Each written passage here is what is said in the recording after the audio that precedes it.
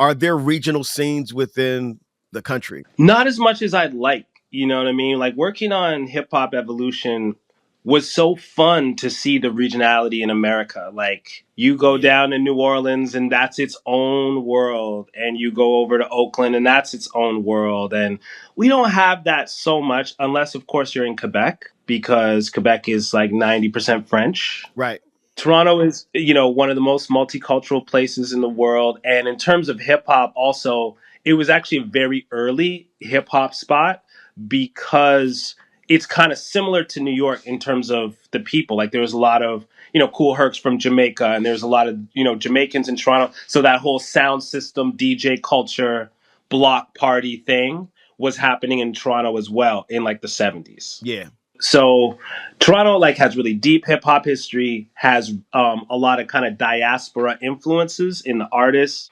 You'll hear that, and that's kind of Yep. pretty distinct to Toronto. Vancouver does have a little bit of the West Coast hip hop flavor. It's a little bit more laid back. It got stoner vibes in Vancouver. It's got the stoner vibes out there. Mocha Only is from out there. Mocha Only's from out there. Yeah. It's got that laid back energy.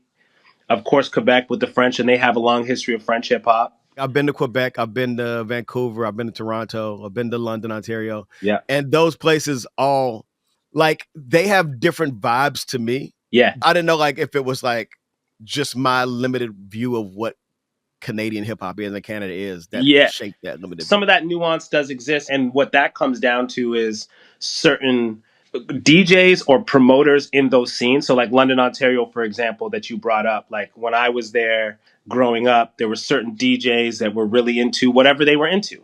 In London, Ontario, part of that was like West Coast underground hip hop. There was a couple DJs and promoters, they were really into that.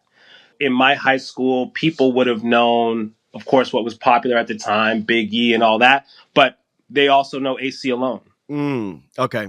Because a college radio DJ would play them, and they would come tour and perform in London. And so it wouldn't be strange to hear a kid in my high school say, yeah, my favorite rapper is AC Alone and Big E and Tupac. So I peeped this out. This is real life, right? And we have fully animated, highly intelligent, original life forms landing in your living room. Now back up from the television, I need breathing room. We'll be leaving soon on the runaway brain train, so sustain and seckle. Cause wild game can't be tamed, attack or the shackle when I echo this mic check. You know that. Can't hold back the blowback when I flow that. Ooh, blew his wig back for trying to ride poo.